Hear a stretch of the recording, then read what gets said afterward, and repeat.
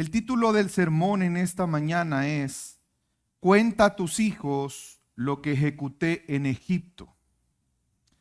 No sé a cuántos de ustedes les gusta leer. A mí me gusta leer. Le confieso que es algo que aprendí y desarrollé en la universidad. Por la carrera que estudié, pues tuve que desarrollar la lectura. Y luego también cuando estudié teología, obviamente hay que leer mucho. Y independientemente si le gusta leer o no, sabemos que los libros son importantes. Recuerdo que en una ocasión escuché un comentario de un pastor, sinceramente no recuerdo quién era, pero recuerdo y me llamó la atención porque estaba hablando en el contexto de cómo hoy las redes sociales comunican, es decir, cómo fácilmente hoy a través de las redes sociales es un medio que podemos transmitir o comunicar de una manera muy rápida, llevar información a otros de manera masiva, pero decía él también que puede llegar a muchos de forma muy rápida y masiva, pero también muy superficial, porque rápidamente se olvida.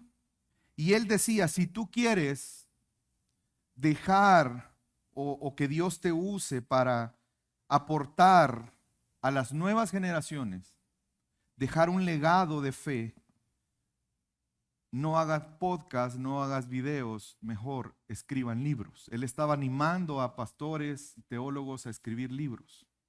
Y me pareció algo muy interesante. Hermanos, yo creo que el dejar un legado es algo que los seres humanos de alguna u otra forma procuramos o anhelamos. Si pensamos en nuestra familia, de alguna manera queremos dejar un legado. Yo he escuchado a muchos empresarios decir que ellos quisieran dejar un legado en la sociedad a través de aportar con los beneficios que puedan tener sus empresas o a través de dar empleo a otros. Pero si hay un legado que debemos de procurar y que es importante, es el legado de la fe. Dios quiere establecer un legado para su pueblo y Dios ha obrado en la historia para hacerlo. Hermanos, nuestra fe es una fe histórica. Es una fe basada en la verdad. Es una fe, como lo he explicado antes, que tiene razones. Es una fe razonada. No es lo mismo que racional, recuerde. Pero es una fe razonada porque Dios nos da razones para creer. Tú y yo creemos en Él porque tenemos razones por las cuales creer. Y ese legado de fe parte precisamente del conocimiento de Él. Parte que Él ha dejado un legado para nosotros que fortalece nuestra fe. Y ese legado es a través de la palabra de Dios. Lo podríamos ver como un libro cualquiera, pero en realidad debemos de ver la palabra de Dios como un instrumento que Dios ha dado para establecer un legado de fe en mi vida, en tu vida, pero también en las próximas generaciones. Quiero que meditemos esta mañana en Éxodo capítulo 10, versículo 1 al 20. Y vamos a darnos cuenta cómo este capítulo de Éxodo nos va a mostrar que Dios tiene el propósito de revelarse como lo ha venido mostrando, pero lo hace con un propósito. Y es dejar un legado de fe a las próximas generaciones. Mi objetivo en esta mañana es que el Señor nos convenza a través de su palabra que debemos conocer al Señor, pero que el conocimiento del Señor nos lleve a proclamar para dejar un legado de fe a otros. Que el Señor nos convenza por medio de su palabra que conocer al Señor implica también la responsabilidad de proclamar para dejar un legado de fe a otros. Y quiero que me acompañe. Vamos a leer Éxodo capítulo 10. Entonces el Señor dijo a Moisés: preséntate a Faraón, porque yo he endurecido su corazón y el corazón de sus siervos para mostrar estas señales mías en medio de ellos, y para que cuentes a tu hijo y a tu nieto cómo me he burlado de los egipcios y cómo he mostrado mis señales entre ellos, para que sepáis que yo soy el Señor. Moisés y Aarón fueron a Faraón y le dijeron: así dice el Señor, el Dios de los hebreos: ¿hasta cuándo rehusarás humillarte delante de mí? Deja ir a mi pueblo para que me sirva. porque si te niegas a dejar ir a mi pueblo, he aquí mañana traeré langostas a tu territorio y cubriré la superficie de la tierra de modo que nadie podrá verla.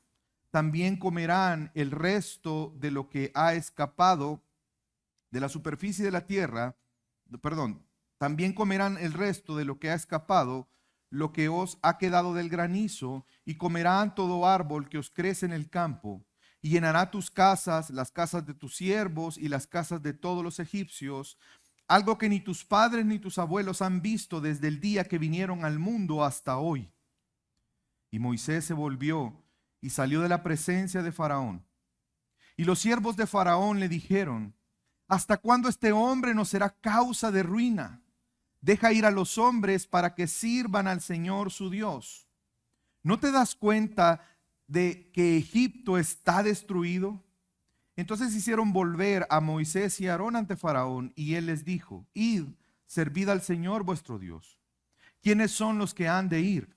Y Moisés respondió: iremos con nuestros jóvenes, con nuestros ancianos, con nuestros hijos, con nuestras hijas, con nuestras ovejas, con nuestras vacadas iremos, porque hemos de celebrar una fiesta solemne al Señor. Y él les dijo: así sea el Señor con vosotros, si os dejo ir a vosotros y a vuestros pequeños. Tened cuidado, porque tenéis malas intenciones. No será así. Id ahora a los hombres y servid al Señor, porque eso es lo que habéis pedido. Y los echaron de la presencia de Faraón.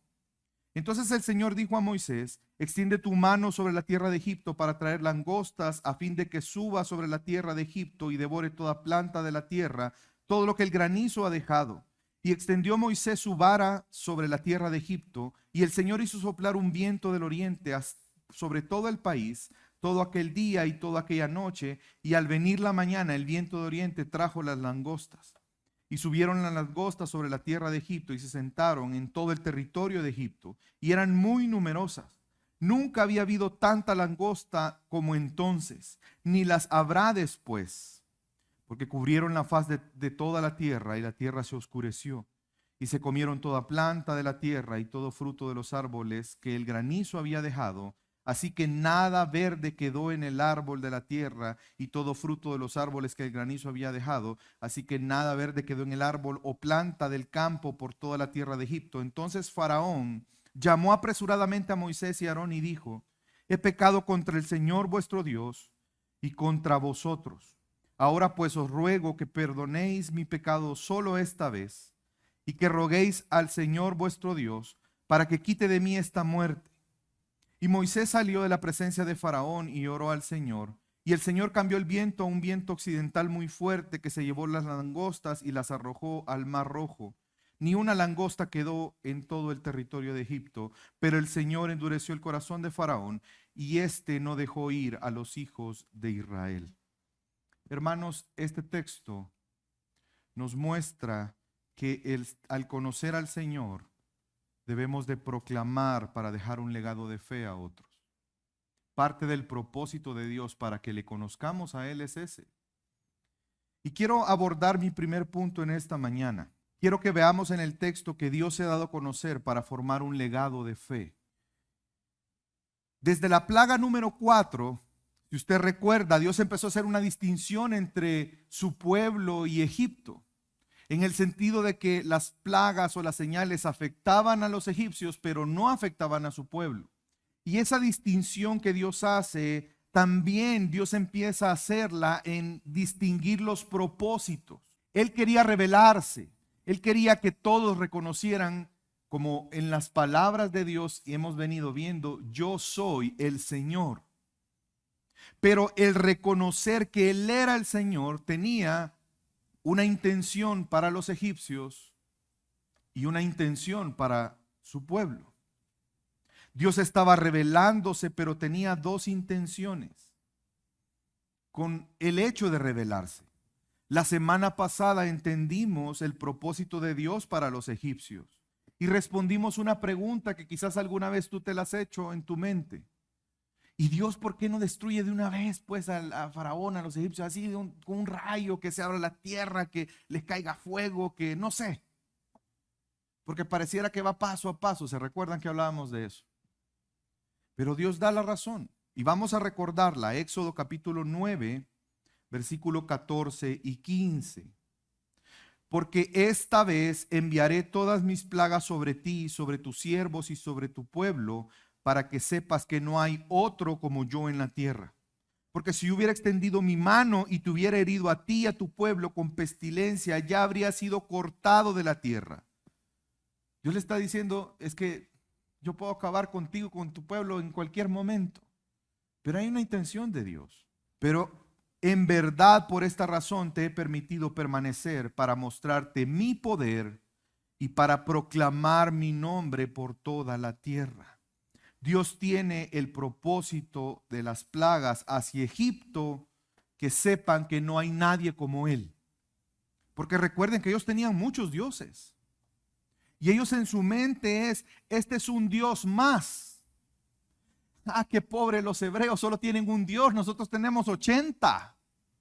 Pero Dios quiere dejar claro que solo existe un Dios, solo hay un Señor, y ese es Él.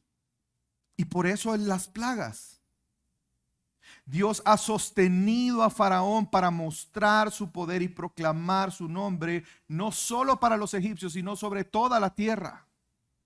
Su nombre será proclamado por toda la tierra. Y las señales que están recibiendo los egipcios tienen ese propósito. Pero quiero que también noten la progresión en la revelación de Dios. Con cada señal, no sé si usted lo notó en la lectura de hoy, a la plaga le llama señal. Porque ¿qué hace una señal? Informar algo. Estas plagas están informando algo acerca de Dios, tienen un mensaje teológico, tienen una explicación de quién es Dios. Y vemos que en cada plaga Dios está mostrando quién es Él. Dios está mostrando diferentes aspectos de quién es Él, de su carácter, de su ser, de su hermosura. Y hay una progresión en esa revelación, pero también podemos notar que, como lo hemos aprendido, esa distinción entre los egipcios y los hebreos es que Dios está revelando con juicio para los egipcios, pero se está revelando con gracias a su pueblo. Si su revelación es progresiva, los juicios también están siendo progresivos. Porque vemos que Dios le dice, ahora las plagas estarán sobre ti, tu pueblo. Y lo estamos viendo. Hay una intención de Dios de revelarse con ese propósito. Pero hermanos, también hay una intención de Dios para su pueblo. Es decir, el pueblo de Dios, aunque aparentemente son espectadores, están con las palomitas, ¿eh? ¿Y qué va a hacer el Señor ahora con estos? Eso les dijo, no hombre, quiero ver qué va a pasar. Esa no es una visión correcta, porque ellos, en lugar de estar con las palomitas, tienen que estar con papel y lápiz, anotando, aprendiendo quién es el Señor. Dios tiene un propósito de revelarse a su pueblo. Y Dios está dando señales poderosas donde está manifestando su gracia y su favor, pero no son espectadores únicamente de esa gracia y ese favor. Tiene un propósito. Quiero que recordemos lo que leímos, versículo 1. Entonces el Señor dijo a Moisés: preséntate a Faraón, porque yo he endurecido su corazón y el corazón de sus siervos para mostrar estas señales mías en medio de ellos. Y aquí viene un para. ¿Para qué? Un propósito. Esos paras nos dicen un propósito. ¿Cuál es el propósito? Para que cuentes a tu hijo y a tu nieto, depende de la versión que tenga, puede ser que diga los hijos de tus hijos, cómo me he burlado de los egipcios y cómo he mostrado mis señales entre ellos, para que sepáis, ellos tienen que saber que yo soy el Señor. ¿Cuál era la señal que Dios haría entonces? Esas señales están comunicando quién es Dios. Esas señales tienen un propósito de fortalecer la fe de ellos. Que ellos entiendan quién es su Dios. Que conozcan a su Dios. Que vean que Él es el único. Que Él es Señor. Yo soy el que soy. Él es autosuficiente, autoexistente. Él es Señor sobre todas las cosas. No hay nadie como Él. Y Dios está obrando para eso. Dios está comunicándose a su pueblo para que le conozcan. Y vemos que Dios hace una señal. ¿Y cuál era esta señal? Pero antes de ver la señal, quiero que notemos algo que Moisés y Aarón, estando con Faraón, le dijeron. Así dice el Señor, versículo 3, perdón. Así dice el Señor, el Dios de los hebreos. ¿Hasta cuándo rehusarás a humillarte delante de mí? ¿Cuál era el problema de Faraón? Su soberbia. No reconocer que Él es el Señor. Porque si reconoce que Él es el Señor, ¿qué le va a quedar más que humillarse? Los soberbios son aquellos que no reconocen quién es Dios. Dice el necio en su corazón, no hay Dios. Es una necedad no reconocer que Dios es el Señor. Y ese era el problema de Faraón. Es el problema de los hombres por el pecado. Y vemos que le sigue diciendo, deja ir a mi pueblo para que me sirva. Cada vez está ese llamado, deja ir a mi pueblo. Aún vemos la gracia de Dios para con los egipcios. Ese llamado constante. No es que la primera desobediencia les cayó un rayo. ¿Por qué plaga estamos, hermanos? 8. Y antes de que iniciaran las plagas hubieron 2 llamados. ¿Vemos la gracia de Dios? Deja ir a mi pueblo para que me sirva, porque si te niegas a dejar ir a mi pueblo, he aquí mañana traeré langostas a tu territorio y cubrirán la superficie de la tierra, de modo que nadie podrá verla. Dios está revelando, pero también progresivamente, pero también su juicio es progresivo. Pero ¿saben qué? El efecto también es progresivo. Hay una progresión en el juicio, pero también en el conocimiento de Dios. Porque notó, ¿qué le dicen los siervos a Faraón? No, hombre, Faraón, déjalos ir ya. No te das cuenta cómo estamos. Hermanos, vemos en el texto. Deja irlos. ¿Hasta cuándo este hombre no será de ruina? Deja ir a los hombres para que sirvan a su Dios. ¿No te das cuenta que Egipto está destruido? Uy, esa declaración es una bofetada a su teología. Lo que están diciendo es, no tenemos esperanza con nuestros dioses. Mejor ya no hagamos enojar a ese Dios porque nuestros dioses no pueden. Y mire la respuesta de Faraón. Versículo 8, id, servid al Señor vuestro Dios. Ok, que se vayan. Hay una cierta progresión, pero mire la pregunta, ¿quiénes son los que han de ir? Nos vamos todos, le dice Moisés. No, espérame, todos.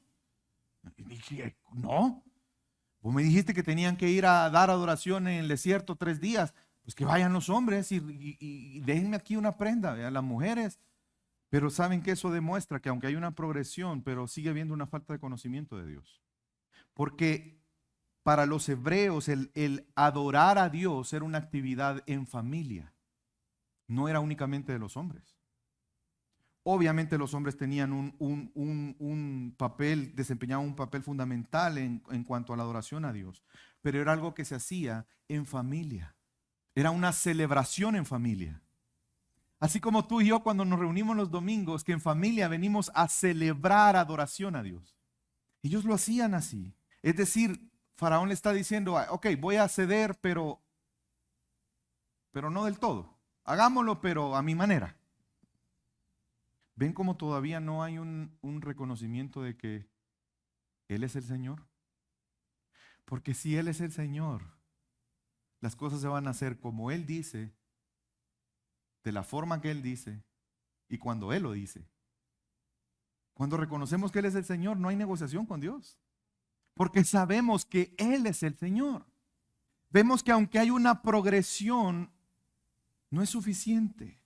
Y vemos estas señales que están trayendo el conocimiento de Dios, el juicio de las langostas. Lo que había quedado, fíjense qué interesante esto.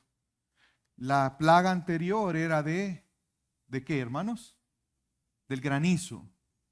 Y muchos animales murieron, egipcios murieron, parte de las cosechas se perdieron, pero no todas. ¿Ven la gracia de Dios? Porque si ellos se hubieran arrepentido, todavía tendrían que comer. Pero como están impetuosos en su necedad, Dios sigue trayendo juicio. Y quiero aclarar, hermanos, porque a mí me pasó hace varios años, cuando yo escuchaba las langostas, yo me imaginaba la langosta rellena de camarones y con queso. Es como un saltamonte la langosta. Usted ha tenido plagas en su jardín, son popos o cosas así que se comen todo. Pues imagínense, dice la forma en que describe la Biblia. O sea, la nube de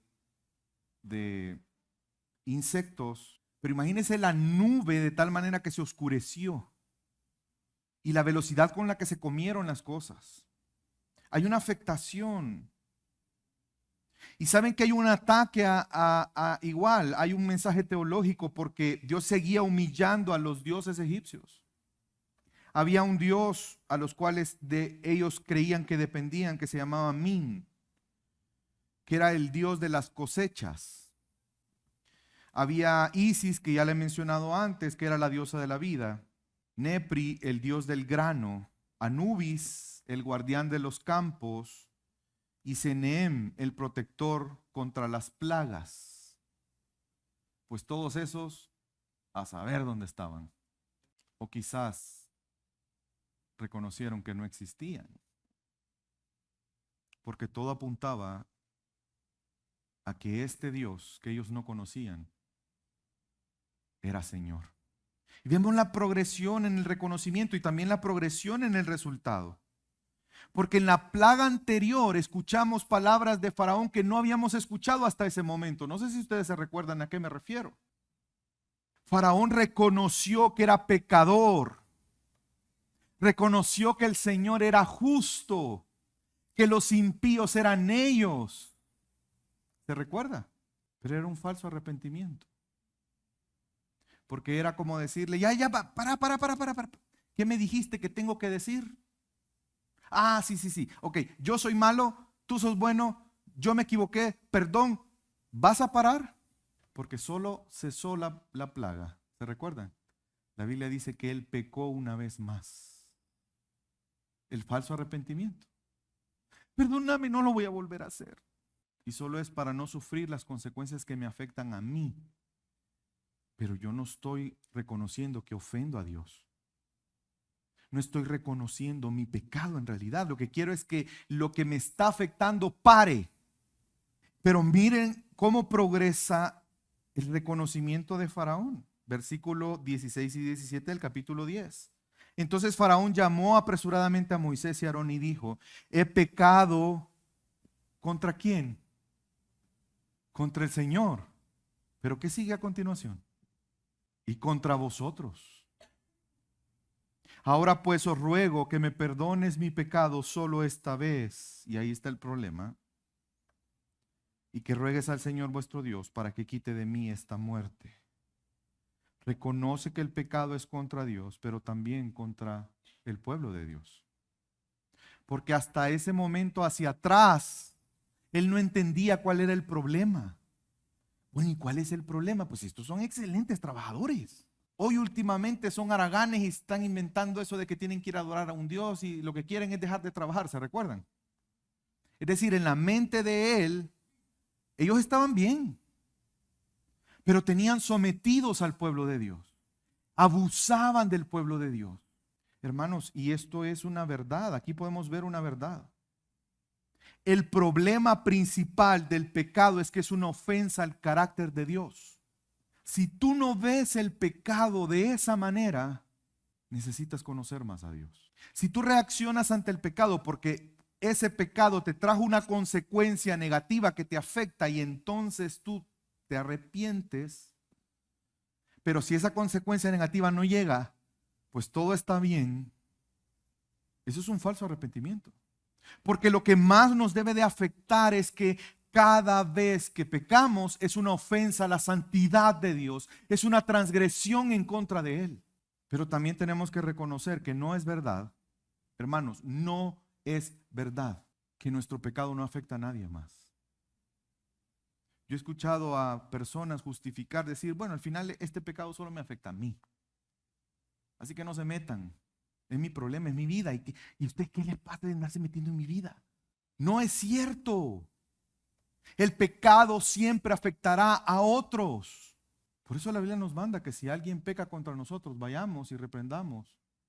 Pero saben que ese pecado, cuando dice, si tu hermano peca contra ti, no se está refiriendo que me hizo algo a mí únicamente. es que cuando mi hermano peca, como yo estoy unido a él, porque somos parte del mismo cuerpo, su pecado es también contra mí. ¿Me doy a entender? Si no, machúcate con un martillo el dedo. ¿Duele o no duele?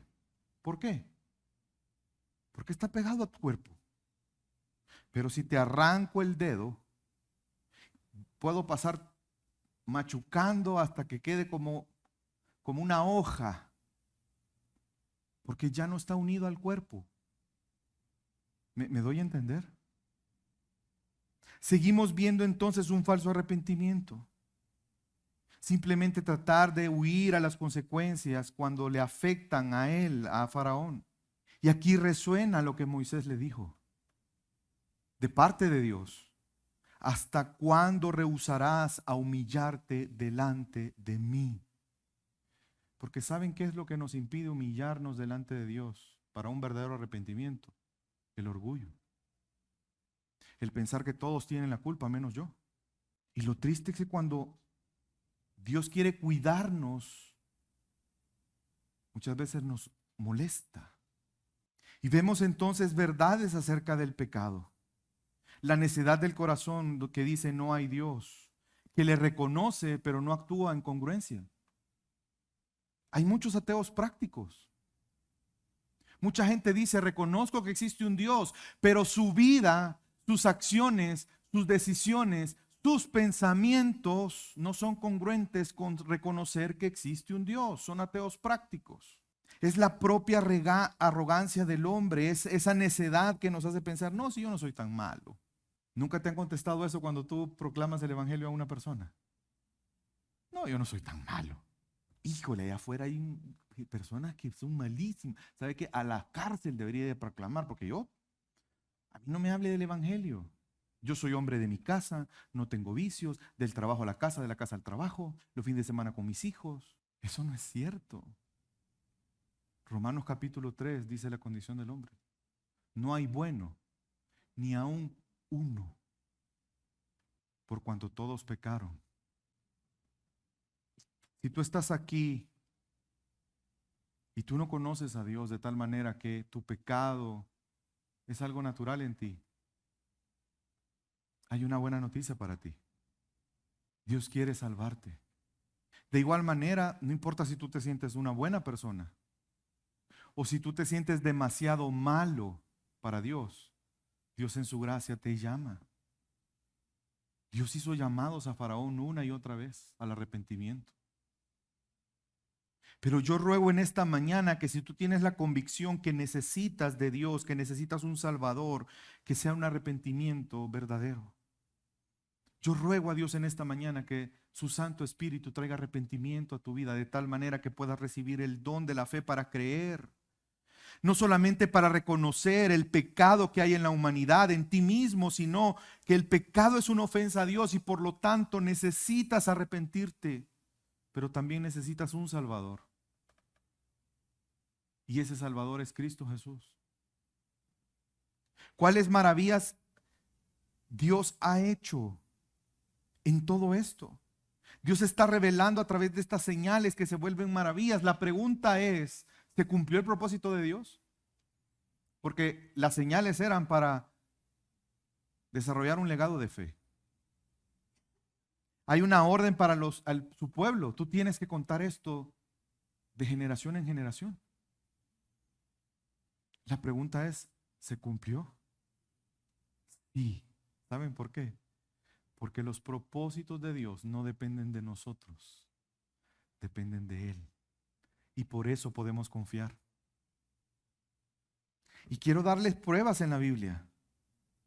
El relato de Éxodo, hermanos, el relato de Éxodo de las plagas ha sido una herramienta que Dios ha utilizado para fortalecer la fe de su pueblo por generaciones. Le voy a dar un poquito de lo que vimos el fin de semana en el libro de los Salmos. Hay salmos que relatan Éxodo. Y el propósito es fortalecer la fe. del pueblo que estaba en el exilio, que estaba en un momento difícil, estaba en un momento rodeado de idolatría. Dios trajo memoria de lo que Él hizo en el éxodo, en las plagas, para fortalecer la fe, para traer ese legado de fe. Y alguien podría decir, ¿y esto qué conmigo? Bueno, tiene mucho que ver con nosotros, porque ese legado de fe se ha preservado hasta hoy. Si no, como tú y yo estamos aquí.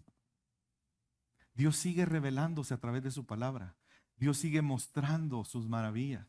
Y Él sigue exigiendo de su pueblo lo mismo, que enseñemos a otros. Recordemos que el propósito de Dios es revelarse a su pueblo. ¿Para qué? Para que le conozcan, pero no queda hasta ahí. Para que lo enseñen a sus hijos y a los hijos de sus hijos. Y esa frase, los hijos, algunas Biblias lo traducen hijos y nietos, otras Biblias lo traducen como hijos de los hijos. Lo que está dando idea es generaciones. Este propósito se mantiene por las generaciones. ¿Cuál propósito? Recordémoslo, que Dios sea conocido como el Señor para su pueblo en ese momento, en Éxodo, en ese momento, pero también como una forma de que le sigan conociendo las generaciones a través de la proclamación de su nombre en medio de su pueblo.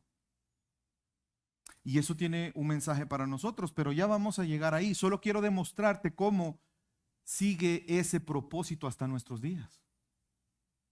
Vamos un poco más adelante, Deuteronomio 6, rápidamente, Deuteronomio 6, 7. Y estas palabras que yo te he mandado hoy estarán sobre tu corazón. Y diligentemente, miren la palabra que Dios está usando para con su pueblo, diligentemente. ¿Qué debe de hacer su pueblo con diligencia? Las enseñarás a tus hijos y hablarás de ellas cuando te sientes en tu casa, cuando andes por el camino, cuando te acuestes y cuando te levantes. ¿Ven cómo el propósito de Dios se mantiene?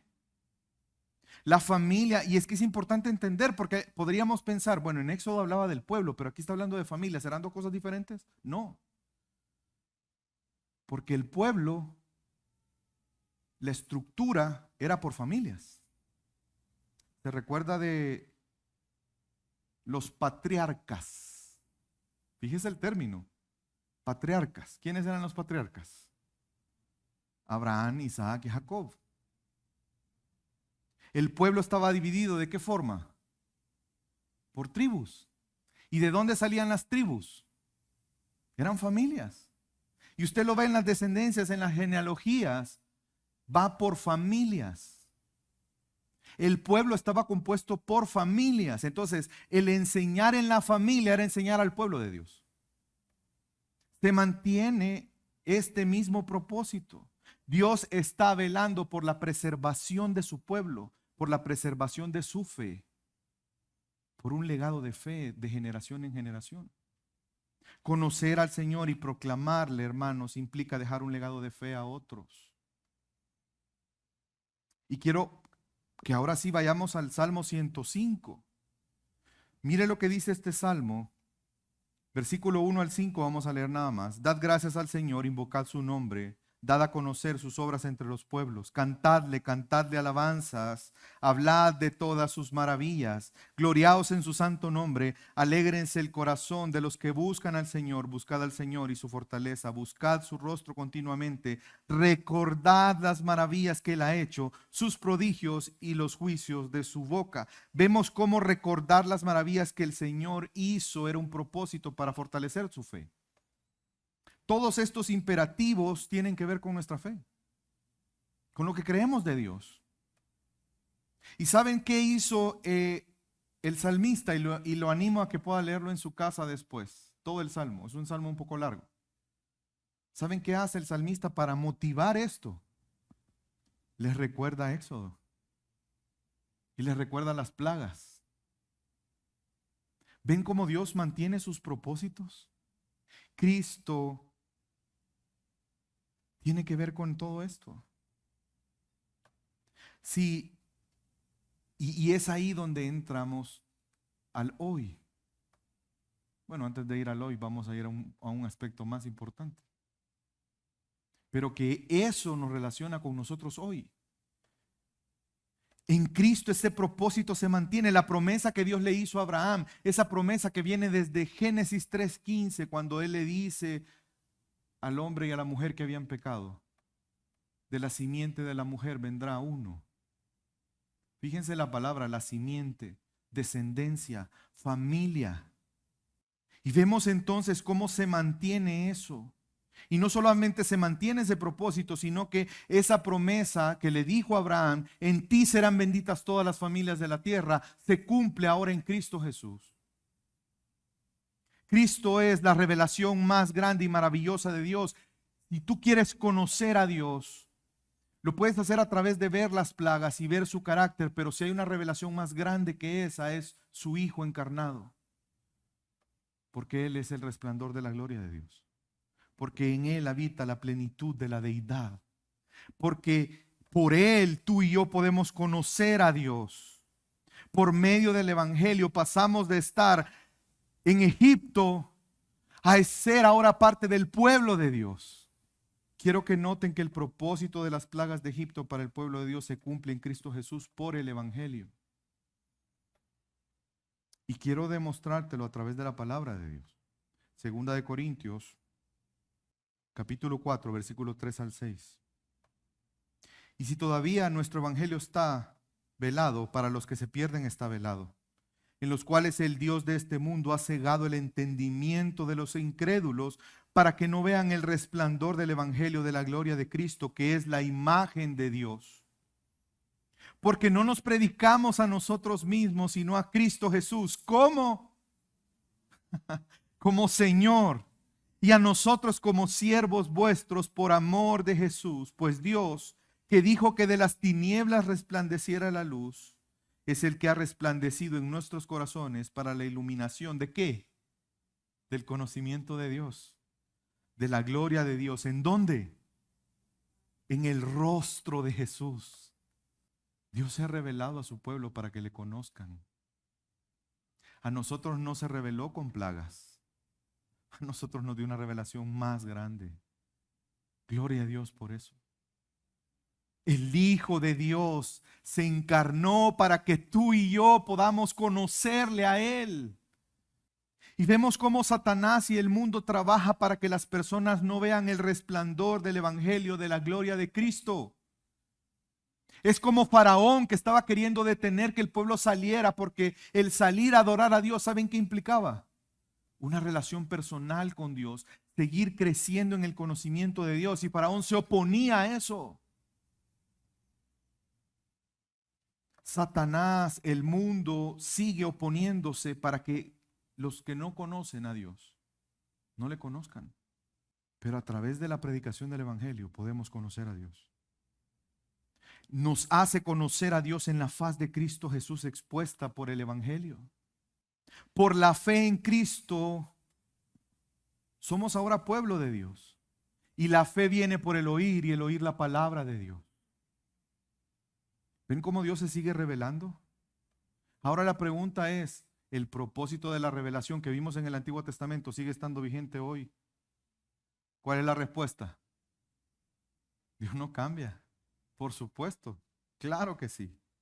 Dios está revelando para que su pueblo le conozca, pero su pueblo, así como en Egipto, no eran simples espectadores que estaban con unas palomitas viendo qué estaba pasando. Hoy en día el pueblo de Dios no es un simple espectador. Si tú te sientes cómodo en simplemente conocer a Dios, y digo simplemente porque eso no es, el concepto que estoy diciendo no es verdaderamente conocer a Dios. Si tú simplificas conocer a Dios en venir un domingo, sentarte a escuchar y irte, y el resto de la semana ni te acuerdas de Dios, eso no es conocer a Dios. Porque cuando tú conoces a Dios, tú quieres vivir por Él y para Él. Y tú reconoces ese llamado que hay, esa misión que tenemos que cumplir. El llamado no se restringe únicamente a las familias de sangre como lo vimos en el Antiguo Testamento. Hoy en el Nuevo Testamento, hoy por Cristo, eso se amplió. Porque el concepto de familia sigue estando vigente. De una manera diferente. Ya no es por sangre. Es por la fe. Procurar el bien, principalmente, ¿a quiénes? A los de la familia de la fe. Enseñar a tus hijos en tu casa, sí, es algo que tienes que hacer. Pero no lo reduzcamos a eso. Y quiero aprovechar a hacer una exhortación a los padres. Proclama el evangelio a tus hijos. Evita dos extremos. Pensar que no lo necesitan. Es triste escuchar a un creyente decir, no, mi hijo es tan bueno. Es que no, es que él ha crecido en la iglesia. Él es tan bueno. Romanos 3, no hay bueno ni aun uno. Y el ejemplo es los hijos de los pastores. Porque a veces la iglesia tiene expectativas equivocadas con los hijos de los pastores por esta idea. Porque hay pastores que no tienen hijos creyentes y crecieron escuchando, sirviendo. Porque no es por tradición que las personas vienen a ser parte del pueblo de Dios. No es una herencia familiar, es un llamado de Dios. Pero es un llamado que viene después de la proclamación del evangelio. Pero que depende de la gracia de Dios. O el otro extremo. Yo sé que mi hijo necesita. Lo voy a llevar a la sociedad de jóvenes de la iglesia. Como que si la sociedad de jóvenes fuera el reclusorio o ¿cómo le llaman? Reformatorio. O me siento tranquilo porque nuestra iglesia tiene ministerio de niños y ahí la escuela dominical les va a enseñar. No. Yo lo he dicho más de alguna vez. Nosotros como iglesia queremos servirte y nos unimos a tu llamado de instruir a tus hijos. Pero Dios no va a llamar a los maestros de niños y decirles, o tú más bien, cuando estés delante de Dios no le vas a decir, Señor, y te pregunte, ¿y tus hijos? Ah, Señor, te voy a pasar el WhatsApp del maestro. Pregúntale a él. No. Obviamente los maestros son responsables de lo que enseñan. Pero la instrucción en el camino del Señor es algo que los padres tienen que hacer. No solo para salvación, sino para toda nuestra vida. Tú y yo como creyentes necesitamos el evangelio cada día de nuestra vida. ¿Se dan cuenta por qué es importante enseñar? Recordar las verdades, porque nuestra fe nos es fortalecida, crecemos en el conocimiento de Dios y eso nos lleva a vivir una vida de adoración a Él a través de su palabra. Conocer al Señor y proclamarla tiene el propósito de dejar un legado en la fe en otros. Dios no solamente te está bendiciendo a ti para que tú disfrutes y te comas ese gran manjar y el que está a la par se está muriendo de hambre. Y tú estás diciendo, ay, qué rica esta comida, esta palabra del Señor, cómo me alimenta. Y el de la par se está muriendo de hambre. Conozcamos al Señor, sí, pero proclamemos para dejar un legado. Hombres que están aquí casados, tienes un llamado para dejar un legado de fe en tu esposa y tus hijos. Padres que están aquí, esposos, tú tienes un llamado, tanto el esposo como la esposa, de dejar un legado de fe a sus hijos, ambos por medio del evangelio.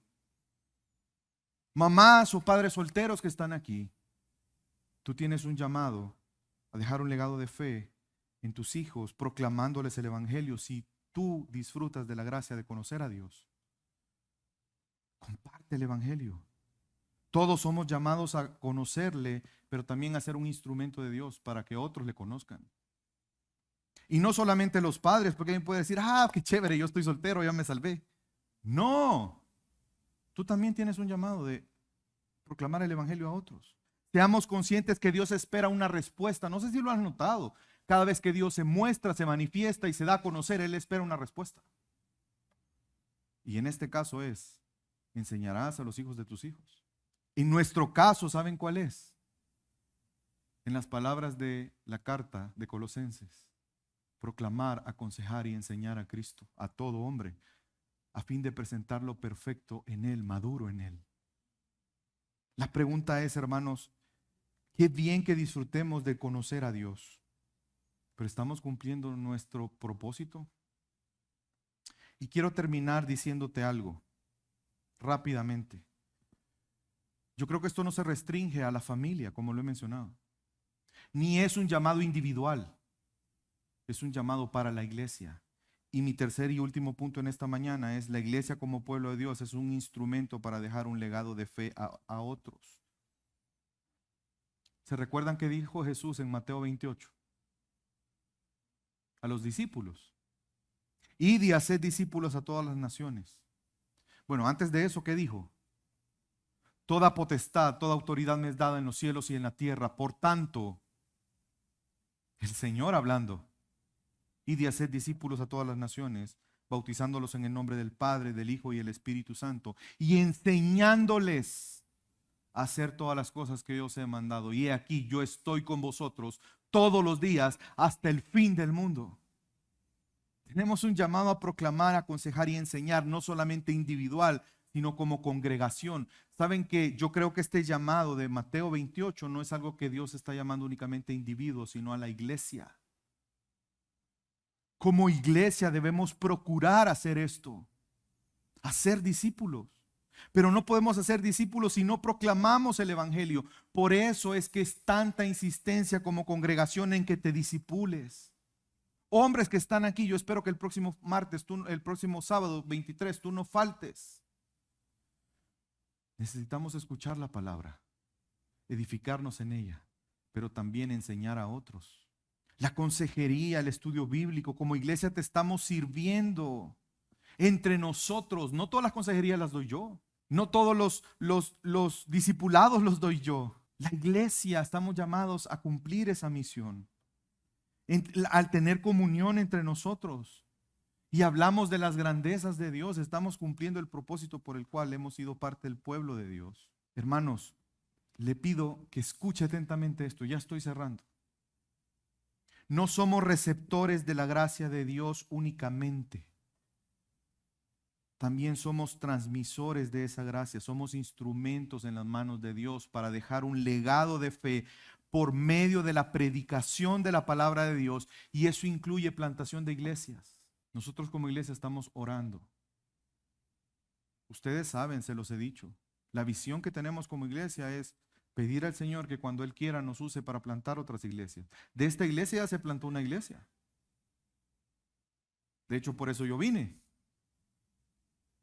Porque se plantó otra iglesia y el pastor que estaba antes se fue a esa iglesia y yo vine aquí. Pero ¿qué es el llamado? La pregunta es: ¿tú te ves parte de eso o solo lo ves que es algo del pastor y de los líderes? Y quiero terminar con Efesios 3, 8 al 11, y espero que eso nos ayude a reflexionar. Pablo enseñando a la iglesia de Éfeso: a mí, que soy menos que el más pequeño de todos los santos, me fue dada esta gracia de anunciar entre los gentiles el evangelio inescrutable, el evangelio de las inescrutables riquezas de Cristo. Es una gracia, hermanos. Proclamar el evangelio no es una carga, es una gracia de Dios. Anunciar a otros la inescrutable riqueza de Cristo y de aclarar a todos cuál sea la dispensación del misterio escondido desde los siglos en Dios, que creó todas las cosas. Y póngale atención al versículo 10. Para que la multiforme sabiduría de Dios sea ahora dada a conocer. La multiforme sabiduría de Dios tiene que ser dada a conocer. La pregunta es: ¿quién es el llamado a dar a conocer la multiforme gracia de Dios? Hermanos, ¿quién? La iglesia. ¿Y quién es la iglesia? Nosotros, todos nosotros. A los principados potestades en los lugares celestes, conforme al propósito eterno. ¿Ven cómo los propósitos de Dios no cambian? ¿Qué hizo en Cristo Jesús, Señor nuestro? Solo quiero hacerte dos preguntas para terminar. No espero una respuesta hacia mí. Espero que tú te des una respuesta a ti mismo. ¿Cómo te estás preparando para cumplir este propósito de Dios? Y segundo, ¿cómo responderás cuando llegue el momento de hacerlo? Hay un grupo por el que estamos orando y ustedes lo saben. Yo les he dicho a ellos, se los he dicho a ustedes, no podemos prometer una plantación de una iglesia, pero no les niego que Dios está inquietando cada vez más, que tenemos que proclamarles la palabra. En Cobán, estamos orando por ellos. Excelente. Pero si Dios nos mueve a ir allá, ¿qué vas a hacer? ¿Vas a ser un simple espectador?